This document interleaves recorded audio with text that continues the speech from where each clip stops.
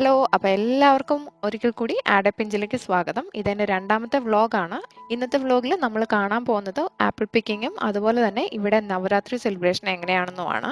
അപ്പോൾ ഒട്ടും സമയം കളയാതെ നമുക്ക് ബ്രേക്ക്ഫാസ്റ്റ് കഴിച്ചതിന് ശേഷം ആപ്പിൾ പിക്കിങ്ങിന് വേണ്ടി പോകാം. ബ്രേക്ക്ഫാസ്റ്റിന് വേണ്ടി ഞങ്ങളിവിടെ ഐ ഹോപ്പ് എന്ന് പറഞ്ഞ റെസ്റ്റോറൻറ്റിലാണ് വന്നിരിക്കുന്നത്. ഇതിവിടെ US-ലുള്ള ഒരു മെയിൻ റെസ്റ്റോറൻറ്റ് ചെയിനാണ്. ഇവിടെ ഏറ്റവും കൂടുതൽ കിട്ടുന്നത് പാൻകേക്സ് ആണ്. ആ ഒരു പേര് തന്നെയുണ്ട് പാൻകേക്സ്. ഐ ഹോപ്പ് എന്ന് വെച്ചാൽ ഇന്റർനാഷണൽ ഹൗസ് ഓഫ് പാൻകേക്സ് എന്നാണ്. നല്ല ഫ്രണ്ട്ലി ആയിട്ടുള്ള സ്റ്റാഫും അതുപോലെ തന്നെ വെറൈറ്റി ആയിട്ടുള്ള പാൻകേക്സും ഇവിടെ കിട്ടും. അപ്പോൾ നമുക്ക് അകത്ത് പോയി നോക്കാം. ഇന്നിപ്പോൾ ഞാൻ ഓർഡർ ചെയ്തിരിക്കുന്നത് ചോക്ലേറ്റ് ഷേക്കും പിന്നെ ട്രെസ്ലെച്ചസ് പാൻകേക്സും ആണ്. ഹസ്ബൻഡ് അവിടെ സ്ക്രാമ്പിൾഡ് എഗ്ഗും അതുപോലെ തന്നെ പാൻകേക്സും ഓർഡർ ചെയ്തിട്ടുണ്ട്. ഈ ഒരു വയലറ്റ് വിപ്ഡ് ക്രീം കഴിക്കാൻ വേണ്ടി മാത്രമാണ് ഞാൻ ഈ ഷേക്ക് ഓർഡർ ചെയ്തിരിക്കുന്നത്. ക്രീം എനിക്കും ഷേക്ക് ഹസ്ബൻഡിനുമാണ്. അതുപോലെ തന്നെ ഈ പാൻകേക്സ് സാധാരണ നമ്മുടെ പാൻകേക്സിൽ നിന്നും കുറച്ച് ഡിഫറെൻ്റ് ആണ്. കുറച്ച് സോസൊക്കെ ആയിട്ട് കഴിക്കാൻ അതുകൊണ്ട് ഒരു ഡിഫറെൻ്റ് ആയിട്ട് എനിക്ക് എപ്പോഴും തോന്നിയിട്ടുണ്ട്. അതുകൊണ്ട് എപ്പം ഐ ഹോപ്പിൽ പോയാലും ഞാൻ ഇത് മാത്രമേ ഓർഡർ ചെയ്യാറുള്ളൂ. പാൻകേക്സ് കിട്ടിയാൽ ഞാൻ വെറുതെ വിടുമോ? സെക്കൻഡിനുള്ളിൽ ബ്രേക്ക്ഫാസ്റ്റ് കഴിച്ചിട്ട് ഞങ്ങൾ ആപ്പിൾ പിക്കിങ്ങിന് വേണ്ടി തിരിച്ചു. ഈ ആപ്പിൾ പിക്കിംഗ് US-ലുള്ള എല്ലാവരും ഒരേപോലെ എൻജോയ് ചെയ്യുന്ന ഒരു ആക്ടിവിറ്റിയാണ്. മിഡ് ജൂൺ തൊട്ടിട്ട് നവംബർ വരെ എവിടെയൊക്കെ ആപ്പിൾ പിക്കിങ്ങിൻ്റെ സ്ഥലങ്ങളുണ്ടോ അവിടെയൊക്കെ ഫാമിലി ആയിട്ട് പോയിട്ട് ഡയറക്റ്റ് ആപ്പിൾ പറിച്ച് ആ ഒരു സമയം അവർ ഒരുമിച്ച് എൻജോയ് ചെയ്യും. ഒരു ഫാമിലി ഫൺ പോലെയാണിത്. ചെറിയവരും വലിയവരും ഏത് ഏജിലുള്ള ആൾക്കാരും നമുക്കിവിടെ നോക്കിയാൽ കാണാൻ പറ്റും. അതുകൊണ്ട് എവിടെയൊക്കെ ആപ്പിൾ ഫാംസ് ഉണ്ടോ അവിടെയൊക്കെ നിങ്ങൾ ഈ സമയത്ത് നോക്കിയാൽ നല്ല തിരക്കായിരിക്കും. പ്രത്യേകിച്ച് നല്ല തണുപ്പുള്ള സ്ഥലങ്ങളിലൊക്കെ ആണെങ്കിൽ ഇവർ സമ്മറിന് വേണ്ടി വെയിറ്റ് ചെയ്യും ഇങ്ങനത്തെ ആക്ടിവിറ്റീസിനൊക്കെ വേണ്ടി പുറത്തിറങ്ങാൻ. ഇപ്പോൾ ഞങ്ങൾ അവിടെ എത്തി. ഇനി കാറ് പാർക്ക് ചെയ്തതിന് ശേഷം നമുക്കതിൻ്റെ ഫ്രണ്ടിലോട്ട് പോകാം. ഈ ഒരു ഫാമിലാണ് നമ്മളിന്ന് വന്നിരിക്കുന്നത്. ആൾക്കാരൊക്കെ ആപ്പിൾ പറിച്ചതിന് ശേഷം അത് ഇടാൻ വേണ്ടിയിട്ടുള്ള ബാഗ്സ് മേടിക്കാൻ വേണ്ടിയിട്ടാണ് ഇവിടെ ലൈനായിട്ട് നിൽക്കുന്നത്. ഇവിടെ ഹെയിൽ സ്റ്റോം വന്നതുകൊണ്ട് ആപ്പിളിൽ അവിടെ ഇവിടെയൊക്കെ മാർക്കുകൾ കാണുമെന്നാണ് അവർ ഈ നോട്ടീസ് ബോർഡിൽ പറഞ്ഞിരിക്കുന്നത്. ഹെയിൽ സ്റ്റോം എന്ന് വെച്ച് കഴിഞ്ഞാൽ ഈ ആലിപ്പഴം വീഴില്ലേ നമ്മുടെ നാട്ടിൽ, അതേ ഒരു സംഭവമാണ്. ചെറിയ ചെറിയ ഐസിൻ്റെ ക്യൂബ്സ് മുകളിൽ നിന്ന് താഴോട്ട് വീഴും മഴയ്ക്ക് പകരമായിട്ട്.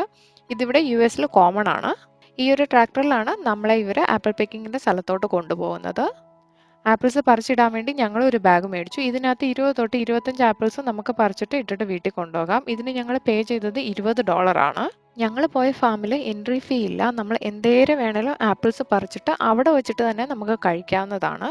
പക്ഷെ നിങ്ങൾക്കിനി വീട്ടിൽ കൊണ്ടുപോകണം എന്നുണ്ടെങ്കിൽ നിങ്ങൾ ആപ്പിൾസിന് വേണ്ടിയിട്ട് സെപ്പറേറ്റ് ബാഗ് മേടിച്ചതിന് ശേഷം അതിനകത്ത് മാത്രമേ ഇട്ടുകൊണ്ട് പോകാൻ പാടുള്ളൂ. അതുപോലെ തന്നെ ഈ ഫാമിൽ ആപ്പിൾസ് അല്ലാതെ ബെറീസ് പിക്ക് ചെയ്യാൻ, അതായത് ഈ സ്ട്രോബെറീസ്, ബ്ലൂബെറീസ് അതൊക്കെ പിക്ക് ചെയ്യാനുള്ള ഓപ്ഷൻസ് ഉണ്ട്. പക്ഷെ അതൊക്കെ സീസണലായിരിക്കും. അതുകൊണ്ട് നമ്മൾ ഇവരുടെ വെബ്സൈറ്റ് നോക്കി ഏത് ഫ്രൂട്ടാണ് നമുക്ക് വേണ്ടത് അതനുസരിച്ചിട്ട് ആ ഒരു സമയത്ത് ഈ ഫാമിൽ പോയാൽ മാത്രമേ ആ ഒരു ഫ്രൂട്ട് നമുക്ക് കിട്ടുകയുള്ളൂ.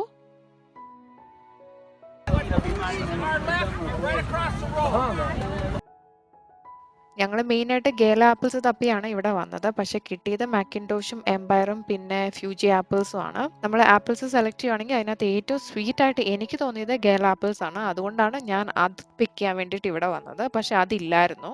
അപ്പോൾ ഞങ്ങൾ കൂടുതലായിട്ട് ഫ്യൂജി ആപ്പിൾസ് തന്നെ എടുത്തു. ഈ ഒരു ഫാമിലുള്ള ആപ്പിൾ ട്രീസ് ഒന്നും അധികം ഹൈറ്റ് ഇല്ലാത്ത ആപ്പിൾ ട്രീസ് ആയിരുന്നു. സാധാരണ ഒരു പ്രോപ്പർ ആയിട്ടുള്ള ഒരു ആപ്പിൾ ട്രീ വളർന്നു വരാൻ 6 to 10 ഇയേഴ്സ് എടുക്കുമെന്നാണ് അവർ പറഞ്ഞത്. പക്ഷേ ഇത് ഫാം ആയതുകൊണ്ട് അവർ ചെറിയ ട്രീസ് വളർത്തിയതുകൊണ്ട് ചെറുതായിട്ട് നമുക്ക് കൈയെത്തുന്ന ദൂരത്തിൽ തന്നെ എല്ലാ ആപ്പിൾസും പറിച്ചെടുക്കാൻ പറ്റുന്ന ഒരു ഹൈറ്റിലായിരുന്നു. ശരിക്കും പഴുത്ത ആപ്പിൾസ് നമ്മൾ മണത്ത് നോക്കിയാൽ മനസ്സിലാകുമെന്നാണ് അവർ പറഞ്ഞത്. പക്ഷെ നമുക്കതൊന്നും അറിയത്തില്ലാത്തതുകൊണ്ട് കളറും സൈസും നോക്കി ഞങ്ങൾ പറിക്കുമായിരുന്നു. അതുപോലെ തന്നെ ഇത് ഒക്ടോബർ ആയതുകൊണ്ട് ഓൾമോസ്റ്റ് എല്ലാ ആപ്പിൾസും നല്ല റെഡ് കളർ ആകാൻ തുടങ്ങിയായിരുന്നു.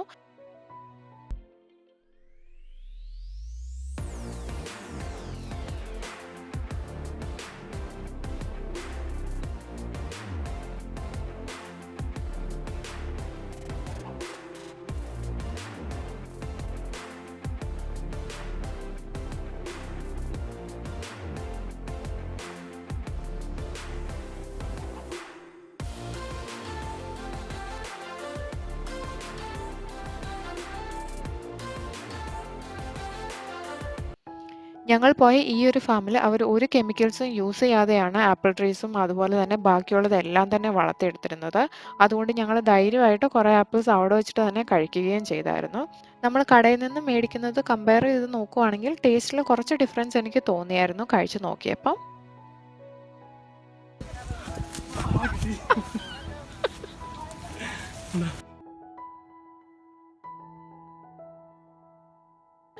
ഏറ്റവും മുകളിലുള്ളത് പറിച്ചു നോക്കാനുള്ള ഒരു പരിശ്രമം നടത്തിയതായിരുന്നു. പക്ഷെ പരാജയപ്പെട്ടു പോയി. പക്ഷെ മൂന്നാമത്തേതിൽ പറിച്ചു കേട്ടോ.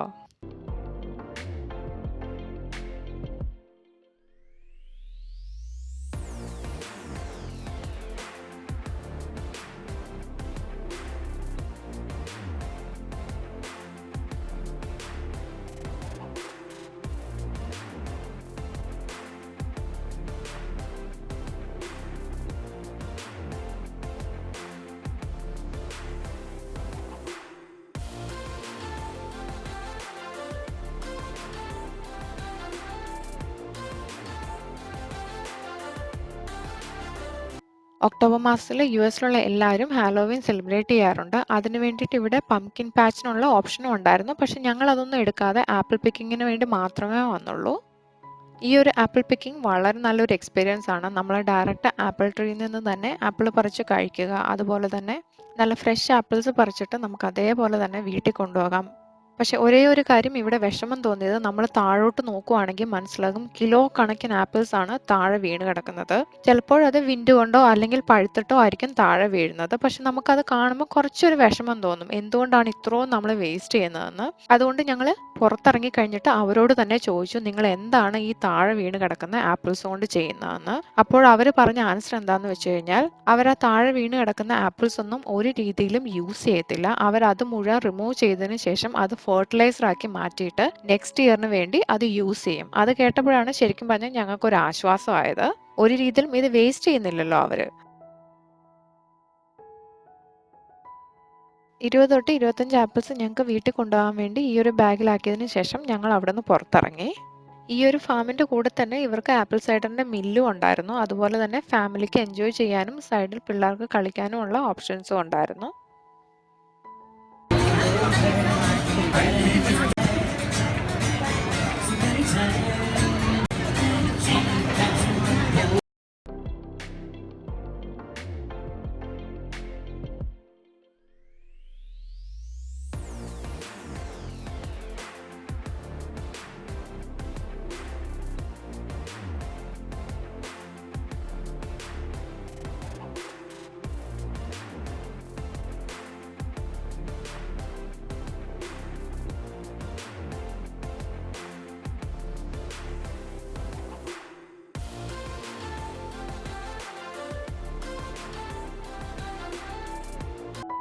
ഇവിടുന്ന് ഇറങ്ങിയപ്പോൾ 3:30 ആയായിരുന്നു. അത് കഴിഞ്ഞിട്ട് വീട്ടിൽ ചെന്നിട്ട് ഞങ്ങൾ ആഹാരം കഴിച്ചിട്ട് കുളിച്ചിട്ട് വൈകുന്നേരം നവരാത്രിയുടെ സെലിബ്രേഷന് വേണ്ടി ഇറങ്ങി. ഞങ്ങൾ ഫ്രണ്ട്സിൻ്റെ കൂടെയാണ് നവരാത്രി സെലിബ്രേഷന് വേണ്ടി പോയത്. ഞാൻ ഇതേവരെ ഗർബ ഡാൻസ് കണ്ടിട്ടില്ലാത്തത് കൊണ്ട് അത് എക്സ്പീരിയൻസ് ചെയ്യാനും കൂടിയാണ് ഇവിടെ പോയത്. ഇവിടെ തൊട്ടടുത്തുണ്ടായിരുന്ന ഒരു ചേർച്ചിൻ്റെ ഹാളിൽ വെച്ചിട്ടായിരുന്നു എല്ലാ അറേഞ്ച്മെൻറ്റ്സും അവർ ചെയ്തിരുന്നത്. നവരാത്രിയുടെ ഭാഗമായിട്ട് മെയിനായിട്ട് ഗുജറാത്തീസ് സെലിബ്രേറ്റ് ചെയ്യുന്ന ഒരു ഡാൻസ് ഫോമാണ് ഈ ഗർബ. ആ ഗർബയിൽ തന്നെ അവർ സ്റ്റിക്സ് യൂസ് ചെയ്ത് ഡാൻസ് കളിക്കുമ്പോഴാണ് അതിനെ ഡാൻഡിയ എന്ന് പറയുന്നത്. ഇതൊന്നും എനിക്കറിയത്തില്ല, ഇതൊക്കെ ഹസ്ബൻഡ് പറഞ്ഞു തന്നതാണ്.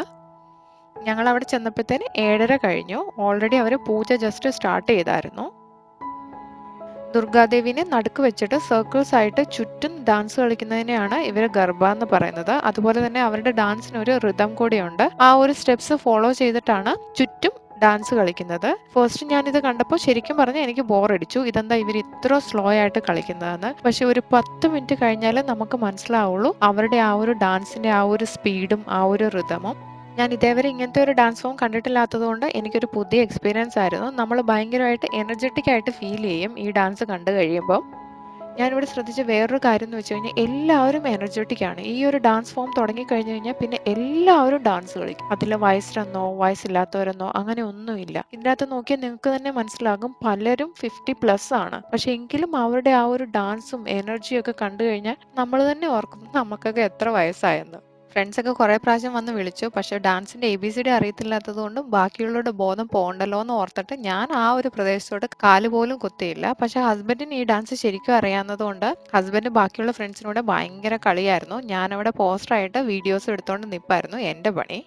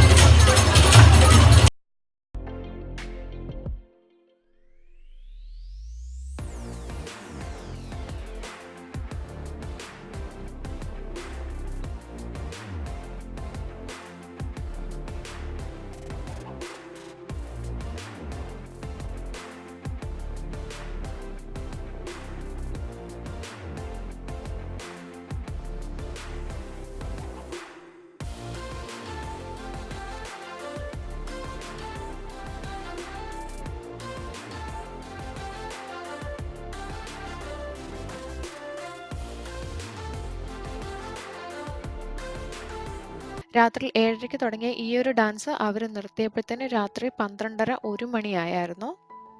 ഇടയ്ക്ക് അവർ സൈഡിൽ തന്നെ സ്നാക്സും ജ്യൂസൊക്കെ തരുന്നുണ്ടായിരുന്നു ഡീഹൈഡ്രേഷൻ ഒന്നും ആവാതിരിക്കാൻ വേണ്ടിയിട്ട്. ലാസ്റ്റൊക്കെ ആയപ്പോഴത്തേന് അവർക്ക് എനർജി കൂടിയിട്ട് ഇങ്ങനെ മുകളിലൊക്കെ ഇരുന്ന് ഡാൻസ് കളിക്കാൻ തുടങ്ങി. ഗുജറാത്തീസ് സാധാരണ പൈസയുടെ കാര്യത്തിൽ കുറച്ച് പിശുക്കുണ്ടെന്ന് പറയുമെങ്കിലും അവരുടെ ആ ഒരു ബോണ്ടിങ്ങും സഹകരണവും നമ്മൾ കണ്ടുപഠിക്കേണ്ടത് തന്നെയാണ്.